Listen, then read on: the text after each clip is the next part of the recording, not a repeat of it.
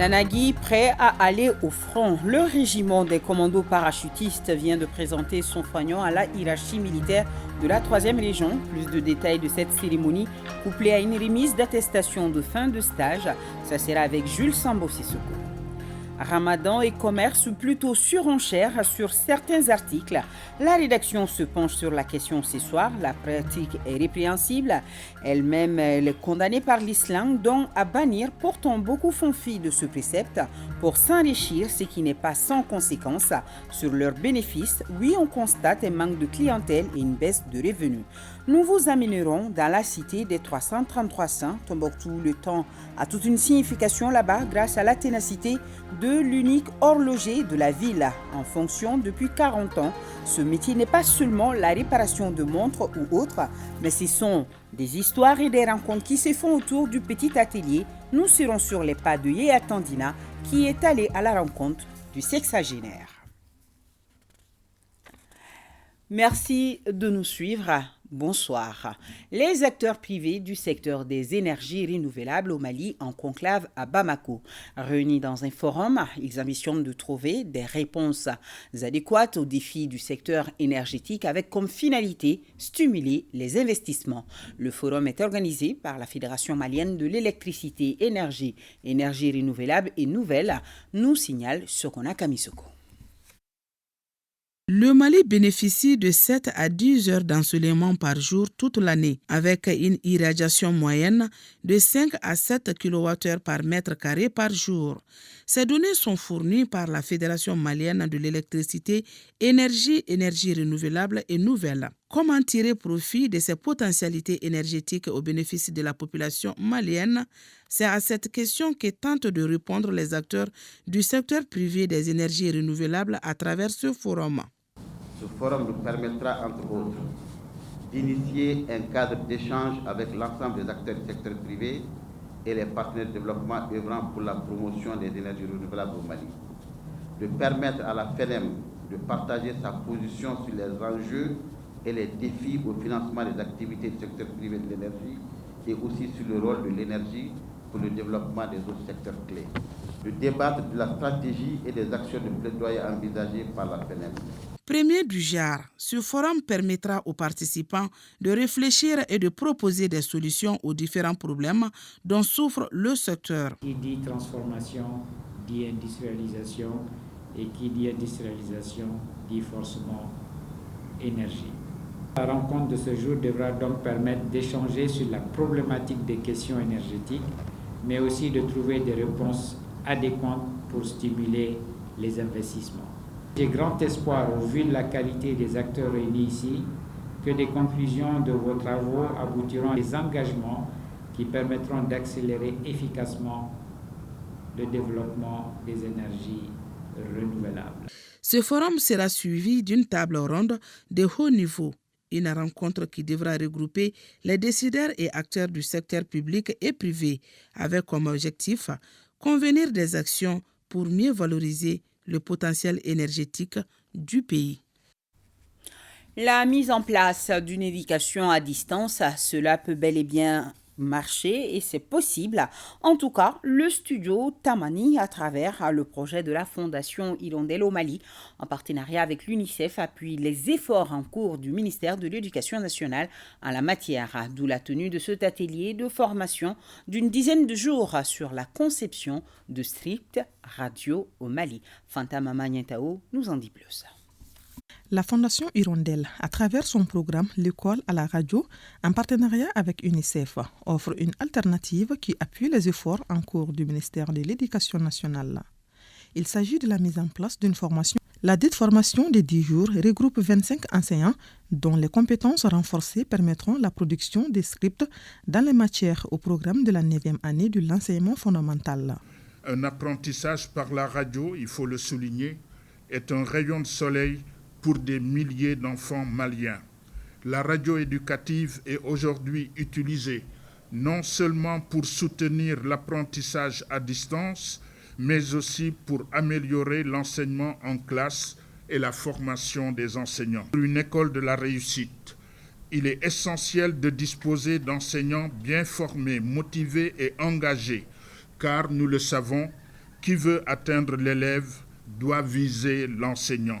Nous demeurons confiants que cet atelier qui vise à renforcer les capacités du personnel du ministère contribuera à la pérennisation des efforts du ministère de l'Éducation nationale pour assurer une éducation à distance de qualité à toutes les filles et les garçons du Mali. Selon le ministre de l'Éducation nationale, cette activité donne l'opportunité de renforcer les efforts du gouvernement dans la mise en œuvre de la politique éducative en matière d'enseignement à distance et en matière de mise en place d'offres d'éducation à distance spécifiques. Et cette initiative est axée autour d'un dispositif d'auto-formation des enseignants en vue de leur développement professionnel.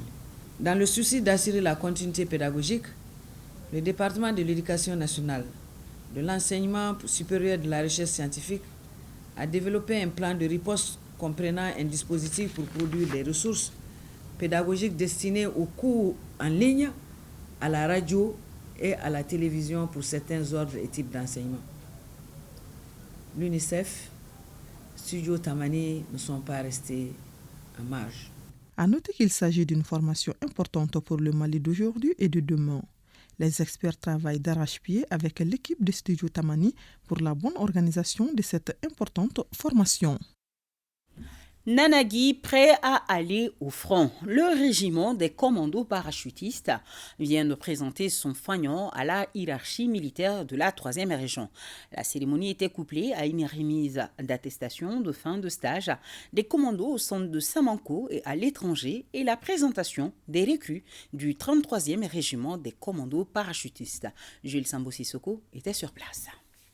Cette cérémonie consacre la présentation du fanion du groupe tactique interarmes GETIA, la remise des attestations aux stagiaires ayant suivi une formation du brevet d'armes 1 et 2, du certificat interarmes 1 et 2 et du certificat d'aptitude technique 1 et 2, la présentation des officiers et sous-officiers stagiaires de retour du Royaume du Maroc et la présentation des nouvelles recrues.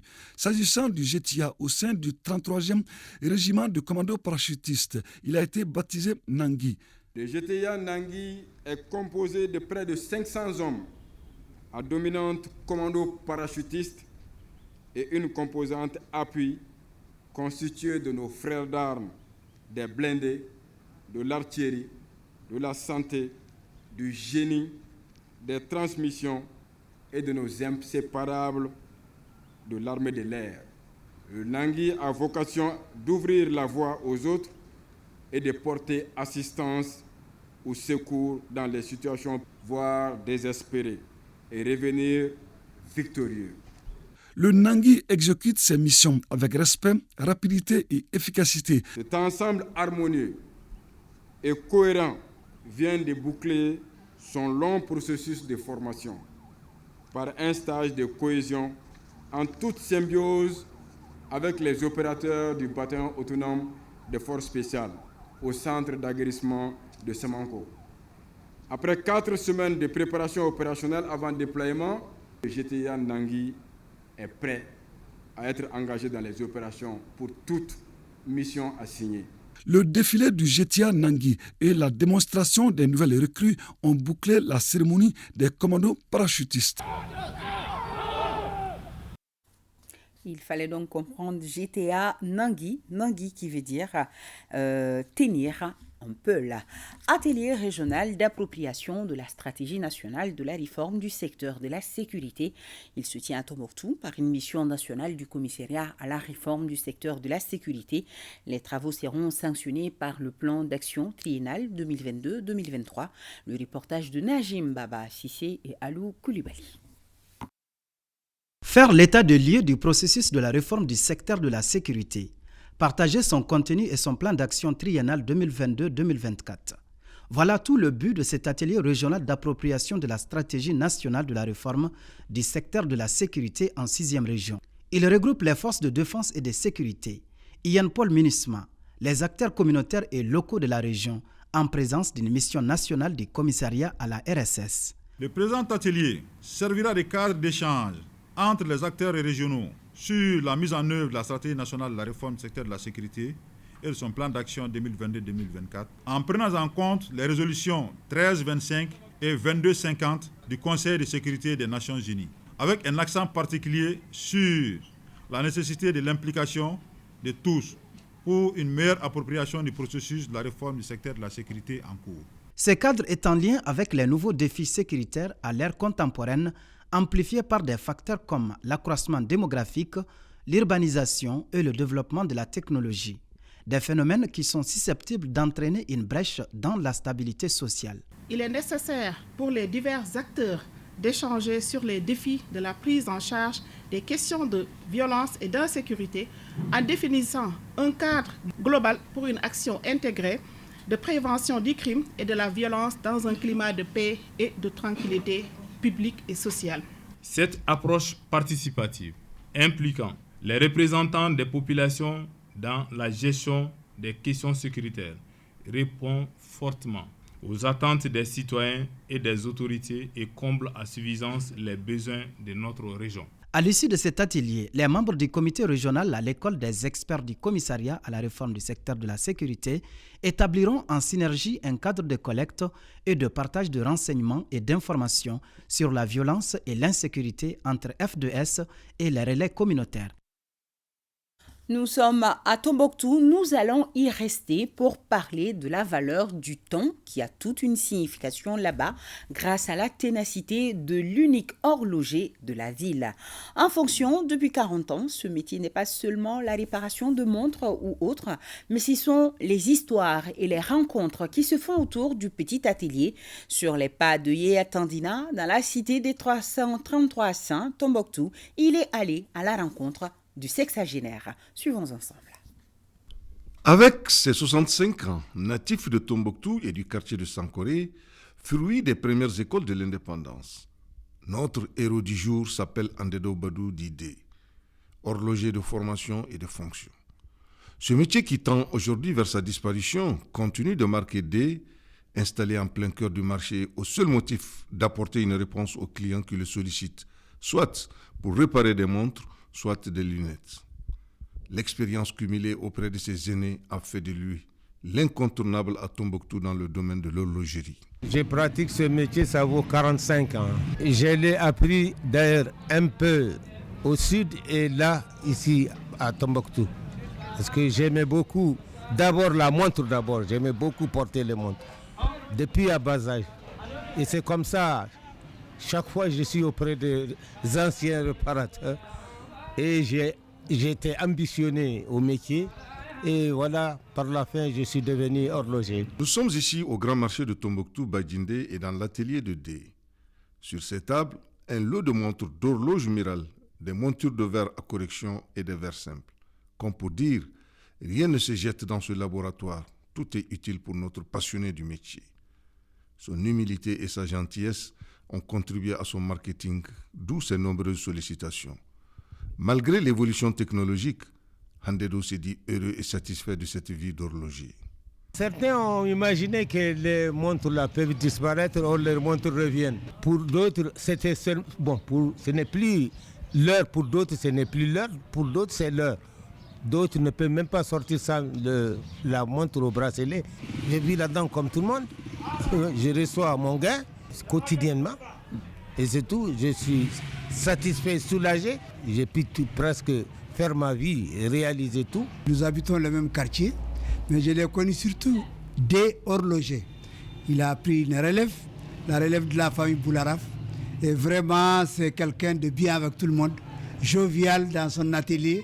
Et on a même le plaisir de revenir chez lui. Même le verre que je porte tout de suite là, au lieu de partir à Bomoko à l'Iota, ici c'est le deuxième Iota.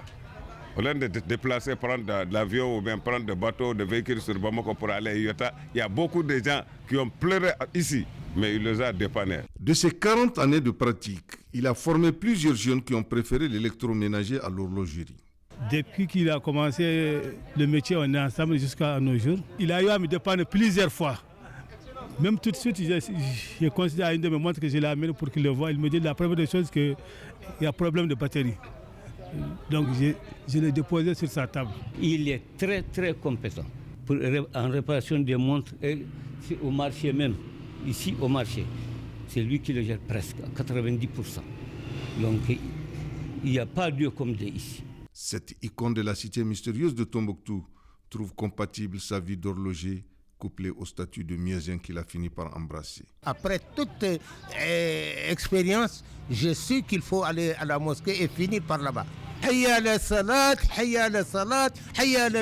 L'horlogerie de Andedou est l'unique actuellement à Tombouctou. Après que ce métier ait connu les années 80, la pluie et le beau temps des grandes firmes pour les montres et les lunettes. Merci, Yaya Tanzina. Ramadan et commerce ou plutôt surenchère sur certains articles. La rédaction se penche sur la question ce soir. La pratique est répréhensible, elle est même condamnée par l'islam, donc à bannir. Pourtant, beaucoup font fi de ce précepte pour s'enrichir, ce qui n'est pas sans conséquence sur leurs bénéfices. Oui, nous disent Saloum Konaté et Abdoulaye Samake, on constate un manque de clientèle et une baisse de revenus. Le mois de Ramadan constitue un véritable business pour certains commerçants. Au marché de Medinekura ou Sougunikura, ils sont nombreux à écouler leurs marchandises. Souvent, je vends 4 à 5 sacs de gingembre par jour. En ce qui concerne la pomme de terre, j'en vends plus de 35 sacs par jour. Dieu merci, on arrive à écouler nos marchandises. Les prix de mes boissons varient entre 2500 francs et 750 francs CFA. Idem pour les vendeuses de fruits, très appréciées par les clients en cette période. Elles se frottent bien les mains. Le marché est vraiment florissant. Le kilo de la banane est de 600 francs CFA et l'ananas est vendu à 1000 francs l'unité. Selon les clients trouvés sur place, les prix sont abordables. Les prix sont abordables quand même. Avec le temps, sont abordables. J'ai payé les pommes rouges, pommes vertes et les plumes là. J'étais parti payer les poissons aussi d'avant. Oui, payer les poissons pour la famille. Oui, abordable. Il n'y a pas beaucoup de changements quoi. Ici, en commune 2, précisément au marché Woninda, le marché de citron fait l'exception. C'est compliqué pour nous. Nous n'avons pas de bénéfice sur le citron. En cette période, le sac du citron est cédé à 40 000 francs CFA. Quant aux vendeurs de produits de première nécessité, le constat est clair. Le manque d'affluence, d'où la baisse des revenus.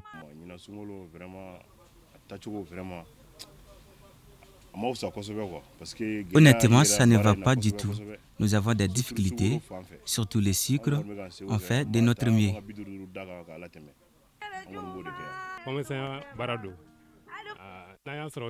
Nous sommes des commerçants. Le marché ne dépend pas de nous. Le sac de farine est cédé à 26 750 francs, le sucre 29 000 et le lait à 62 000 francs CFA. S'enrichir sur le dos des paisibles citoyens est condamné par la religion. La jurisprudence islamique, la hausse des prix, surtout des produits de première nécessité, catégoriquement condamnée et sévèrement sanctionnée au lieu de là. Durant tous les mois de l'année, mais surtout le mois de Ramadan, qui est un mois sacré, un mois béni, mois de solidarité, mois de générosité. Les commerçants doivent sacrifier le mois de Ramadan. Pourquoi pas diminuer un peu même les prix normaux hors du mois de Ramadan? C'est ce qui est bien recommandé. Ça, c'est un sacrifice au chien. Vous pouvez être mieux récompensé auprès d'Allah en diminuant les prix ou bien en se limitant au prix normal. Malgré les efforts des autorités, le non-respect des prix des marchandises édictés par le département de tutelle en ce mois de Ramadan est non perceptible sur le marché. Sur un tout autre plan, le gouverneur de la région de Koutiala prend son bâton de pèlerin et demande aux populations de Mahou de fumer le calumet de la paix. Le général Sissé en déplacement dans la localité pour rencontrer les dignitaires et les forces vives afin de recueillir leurs préoccupations. Préoccupations qui ont pour nom l'érection de Mahou en cercle ou son rattachement à Kouri au lieu de Yorosso. D'autres explications avec Brahima Kone. Suite au découpage administratif récent ayant fait de Mahou une commune du cercle de Yorosso, la population s'est enflammée contre le maire, le chef du village de Mahou et certains de ses conseillers. Conséquence, violentes manifestations et fermeture de la mairie. Compte tenu de cette situation, le gouverneur de la région de Koutiala est venu calmer les cœurs et les esprits. On a jugé nécessaire de venir apaiser les uns et les autres, écouter la population de Mahou, prendre les doléances de la population de Mahou et en mesure de rendre compte fidèlement à qui de droit. On m'a fait la promesse ici à Mahou que la population restera derrière les conseils du gouverneur. La population respectera les décisions du gouverneur. Donc la suite qui va résulter de tout ça sera portée à la connaissance de ma population de Mahou. Le gouverneur et sa délégation ont d'abord échangé de façon fructueuse avec les dignitaires du village de Mahou. Au même moment, une haie d'honneur constituée d'une foule passionnée de savoir les tenants et les aboutissants de cette visite du gouverneur était bien perceptible sur le goudron. Quelques minutes plus tard, les visiteurs se frayent un chemin pour aller tenir une rencontre avec les forces vives devant la mairie. Cet exercice est perçu comme une prouesse du gouverneur. Nous sommes vraiment infiniment ravis de son arrivée parce que ça nous a permis vraiment d'être au courant de beaucoup de choses et ça a beaucoup soulagé cette population. Et on a voulu vraiment être au cercle à défaut, être rattaché à Kouri qui est confirmé cercle. De Mahou à Kouri, ça fait une distance de 22 km. De Kouri-Yorosso, qui est l'ancien cercle, fait 59 km. Maintenant, si l'objectif de la décentralisation est de rapprocher l'administration des administrés, alors moi je crois que Mahou, c'est un cas à revoir. À la fin des échanges, le chef de l'exécutif régional a instruit au premier adjoint au maire d'ouvrir la mairie pour gérer les affaires courantes. En troisième région, la classe politique et la société civile ont désormais leurs représentants au sein de l'autorité indépendante de gestion des élections, EJ. Le processus de désignation s'est déroulé ce mardi. Si du côté de la société civile, le consensus a prévalu, côté classe politique, recours a été fait au tirage au sort. Les opérations étaient présidées par Madame le gouverneur de la région, Kanté Marie-Claire Dambélé. Sékou Konaté, Suleiman Bamba, correspondance. Après une première rencontre d'échange et d'informations sur le processus de désignation des représentants de la classe politique et de la société civile au sein de la coordination régionale de l'autorité indépendante de gestion des élections à Sikasso, les acteurs avaient rendez-vous ce mardi pour restituer les résultats des concertations. D'abord, la classe politique. Faute de consensus, recours est fait au tirage au sort. Sur les 31 partis politiques présents, 25 étaient candidats. Et les deux tirés au sort ont pour nom Amidou Djiré de FMR Faso Dambé et Alassane Berté de PSI et l'Incroix. Côté société civile, le consensus a prévalu et le choix s'est porté sur Daman Djigiba de la coordination régionale des ONG de Sikasso et la chef de l'exécutif régional de saluer le climat qui a entouré ces opérations. Moi, je suis très ravie pour la désignation des représentants des partis politiques et de la société civile dans la représentation régionale de l'EJ au niveau de Sikasso. Donc je suis très ravie qu'il n'y ait pas de problème pour le choix des représentants des partis politiques et le représentant de la société civile. Ils ne seront pas dans la coordination régionale de l'EJ pour eux-mêmes. Ils seront dans la coordination pour les structures qui les représentent.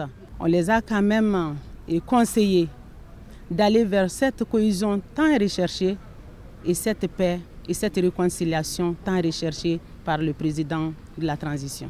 Rappelons que la coordination régionale de l'EJ est composée de 7 membres et les opérations se sont déroulées en présence d'huissiers de justice.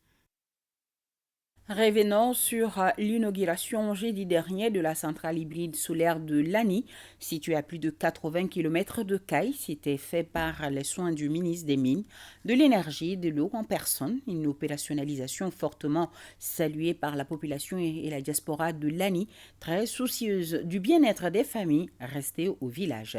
Benogo Fofana nous en parle. L'électrification dans la région de Caille est un modèle à suivre. La diaspora est fortement impliquée car son objectif est de se battre pour le bien-être des familles restées dans leur pays d'origine. L'inauguration jeudi dernier de la centrale hybride solaire de Lani dans le cercle de Caille a été saluée par la population ainsi que la diaspora. Le courant, un facteur de développement, une zone de migration des actions de co-développement font que donc la diaspora a décidé de porter ce projet, donc de 1966 jusqu'à ce jour, l'ouverture du nouveau projet cher, c'est-à-dire la phase 2, monsieur le ministre. Aujourd'hui, c'est un jour heureux. Mes mots de remerciement à l'endroit du ministre, du PDG de la Madère, c'est grâce à la conjugaison de vos efforts que nous assistons aujourd'hui à l'inauguration de cette centrale. Ces quelques mois de tests ont permis l'éclairage de tous les villages de l'année. Cela a permis aussi l'installation des ateliers mécaniques, voire la création d'emplois et d'apprentissage. Les portes et fenêtres étaient commandées jusqu'à Caille, à 90 km. Aujourd'hui, c'est fait sur place.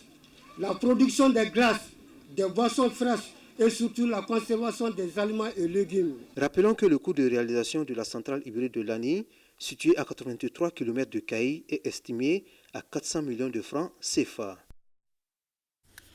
Mission de réception définitive des infrastructures et équipements du CESCOM de Aliou et du centre de santé de référence de Kidal, une action rendue possible grâce à la Croix-Rouge malienne en collaboration avec la Croix-Rouge danoise à travers le soutien financier de l'Union européenne.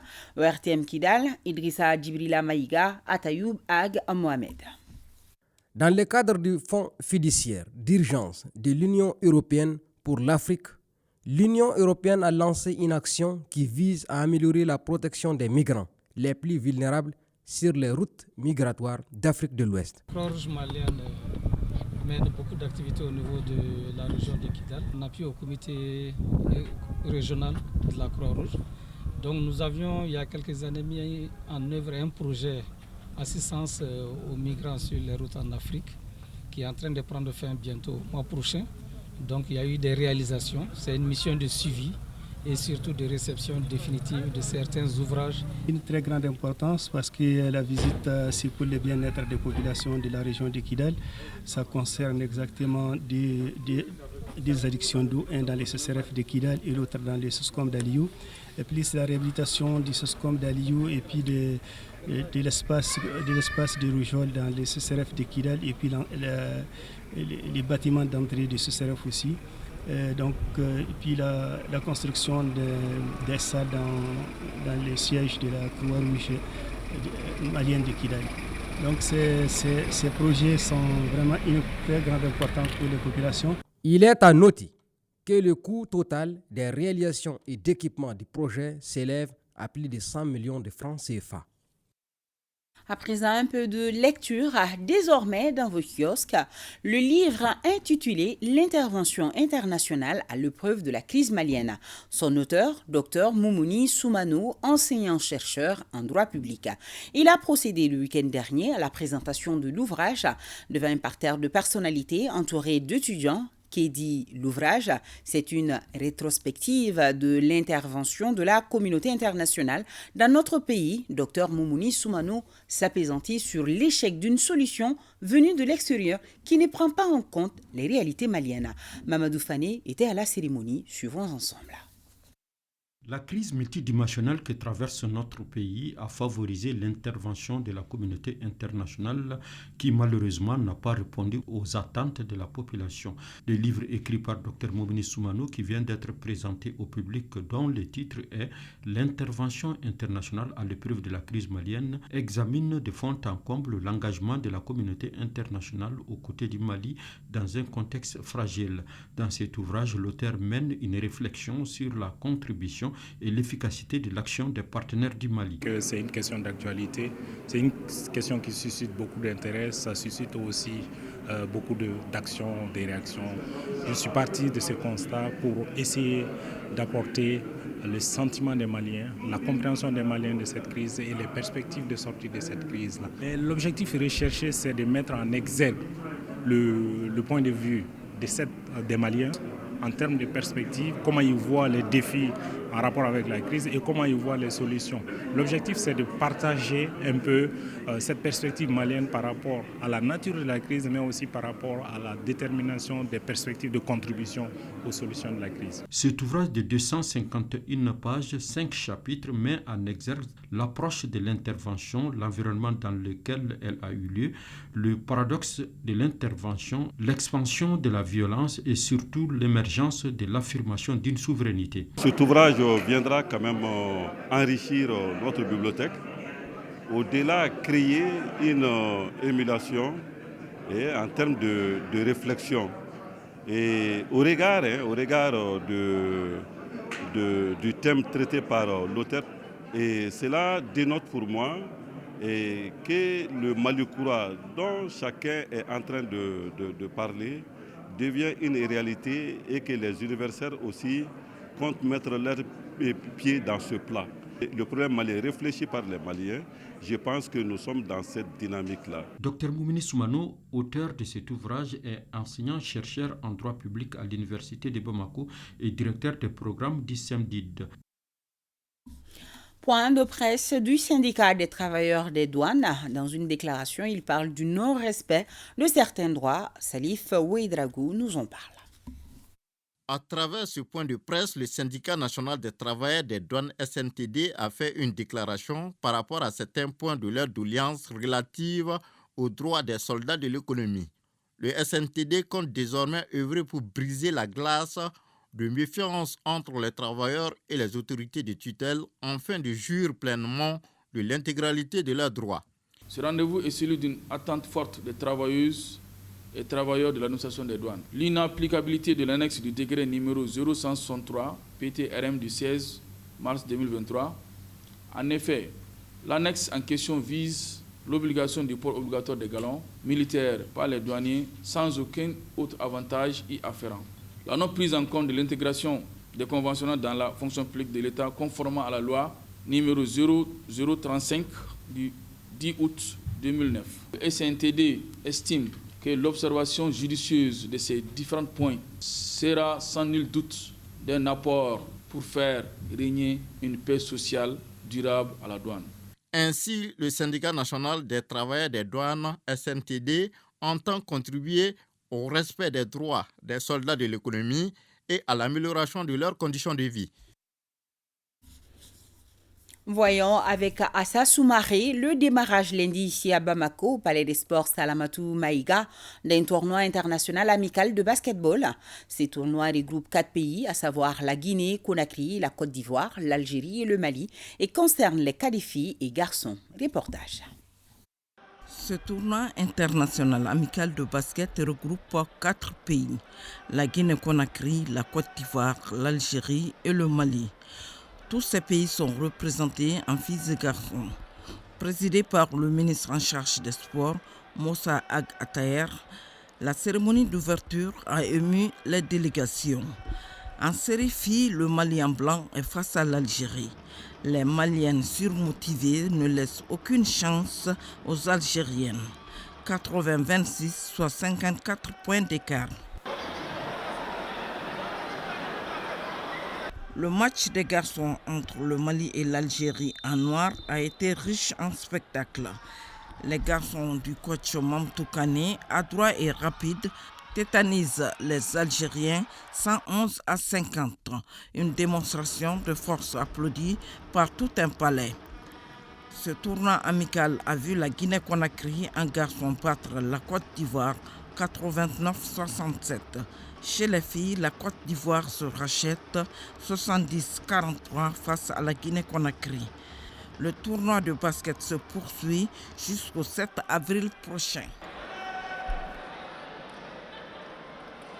Et toujours en basketball, tout en image, cet exploit de notre compatriote aux États-Unis, le Malien Adama Sanogo a remporté avec le club Yukon le championnat universitaire des États-Unis en battant en finale l'équipe de San Diego State.